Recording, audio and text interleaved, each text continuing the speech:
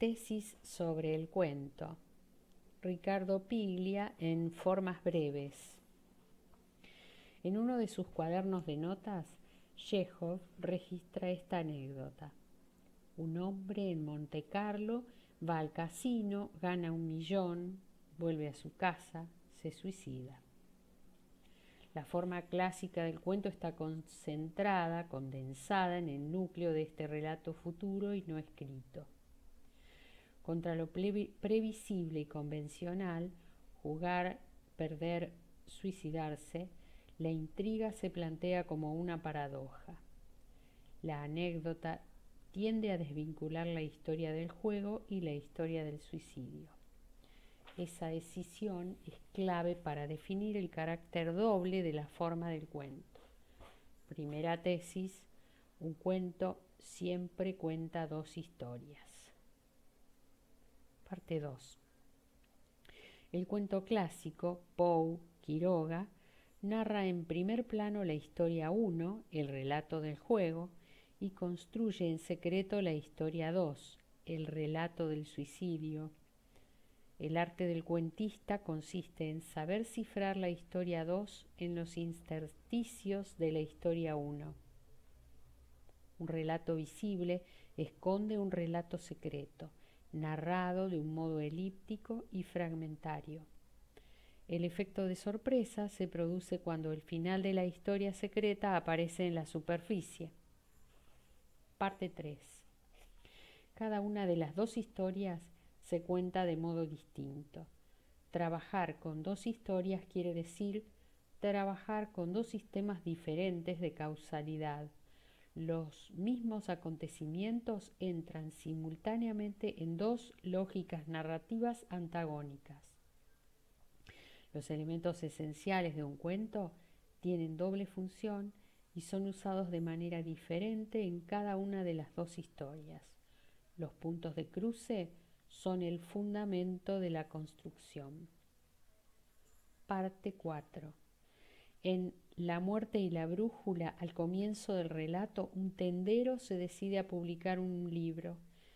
Ese libro está ahí porque es imprescindible en el armado de la historia secreta. ¿Cómo hacer para que un gángster como Red Scarlett esté al tanto de las complejas tradiciones judías y sea capaz de tenderle a Lonrod una trampa mística y filosófica? Borges le consigue ese libro para que se instruya. Al mismo tiempo usa la historia 1 para disimular esa función. El libro parece estar aquí por contigüidad con el asesinato de Jarmolinsky y responde a una causalidad irónica. Uno de esos tenderos que han descubierto que cualquier hombre se resigna a comprar cualquier libro, publicó una edición popular de La historia secreta de los Hasidim. Lo que es superfluo en una historia es básico en la otra. El libro del tendero es un ejemplo, como el volumen de las 1001 noches en El Sur, como la cicatriz en La forma de la espada, de la materia ambigua que hace funcionar la microscópica máquina narrativa que es un cuento. 5. El cuento es un relato que encierra un relato secreto. No se trata de un sentido oculto que depende de la interpretación. El enigma no es otra cosa que una historia que se cuenta de un modo enigmático. La estrategia del relato está puesta al servicio de esa narración cifrada. ¿Cómo contar una historia mientras se está contando otra? Esa pregunta sintetiza los problemas técnicos del cuento. Segunda tesis: la historia secreta es la clave de la forma del cuento y de sus variantes. 6. La versión moderna del cuento que viene de Chekhov, Catherine Mansfield, Sherwood Anderson y del Joyce de Dublin SS abandona el final sorpresivo y la estructura cerrada. Trabaja la tensión entre las 2 historias sin resolverla nunca. La historia secreta se cuenta de un modo cada vez más elusivo. El cuento clásico a la Poe contaba una historia anunciando que había otra. El cuento moderno cuenta dos historias como si fueran una sola. La teoría del iceberg de Hemingway es la primera síntesis de este proceso de transformación. Lo más importante nunca se cuenta. La historia secreta se construye con lo no dicho, con el sobreentendido y la alusión. Parte 7. El gran río de los dos corazones, uno de los relatos fundamentales de Hemingway, cifra hasta tal punto la historia 2, los efectos de la guerra de Nick Adams, que el cuento parece la descripción trivial de una excursión de pesca. Hemingway pone toda su pericia en la narración hermética de la historia secreta. Usa con tal maestría el arte de la elipsis que logra que se note la ausencia del otro relato. ¿Qué hubiera hecho Hemingway con la anécdota de Chekhov? Narrar con detalles precisos la partida y el ambiente donde se desarrolla el juego y la técnica que usa el jugador para apostar y el tipo de bebida que toma. No decir nunca que ese hombre se va a suicidar, pero escribir el cuento como si el lector ya lo supiera. Parte 8. Kafka cuenta con claridad y sencillez la historia secreta y narra sigilosamente la historia visible hasta convertirla en algo enigmático y oscuro. Esa invención funda lo kafkiano. La historia del suicidio en la anécdota de Chekhov sería narrada por Kafka en primer plano y con toda naturalidad. Lo terrible estaría centrado en la partida, narrada de un modo elíptico y amenazador. Parte 9. Para Borges la historia 1 es un género y la historia 2 es siempre la misma.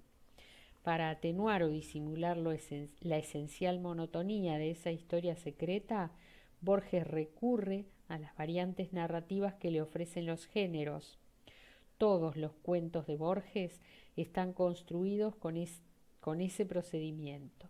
La historia visible, el juego en la anécdota de Chekhov, sería contada por Borges según los estereotipos levemente parodiados de una tradición o de un género. Una partida en un almacén en la llanura entrerriana, contada por un viejo soldado de la caballería de Urquiza, amigo de Hilario Ascasubi. El relato del suicidio sería una historia construida con la duplicidad y la condensación de la vida de un hombre en una escena o acto único que define su destino. Parte 10. La variante fundamental que introdujo Borges en la historia del cuento consistió en hacer de la construcción cifrada de la historia 2 el tema del relato. Borges narra las maniobras de alguien que construye perversamente una trama secreta con los materiales de una historia visible. En La muerte y la brújula, la historia 2 es una construcción deliberada de Scarlatti. Lo mismo sucede con Acevedo Bandeira en El muerto, con Nolan en Tema del traidor y del héroe, con Emma Suns. Borges, como Poe, como Kafka, sabía transformar en anécdota los problemas de la forma de narrar. Parte 11. El cuento se construye para hacer aparecer artificialmente algo que estaba oculto. Reproduce la busca siempre renovada de una experiencia única que nos permita ver bajo la superficie opaca de la vida una verdad secreta. La visión instantánea que nos hace descubrir lo desconocido, no en una lejana terra incógnita, sino en el corazón mismo de lo inmediato, decía Rimbaud. Esta iluminación profana se ha convertido en la forma del cuento.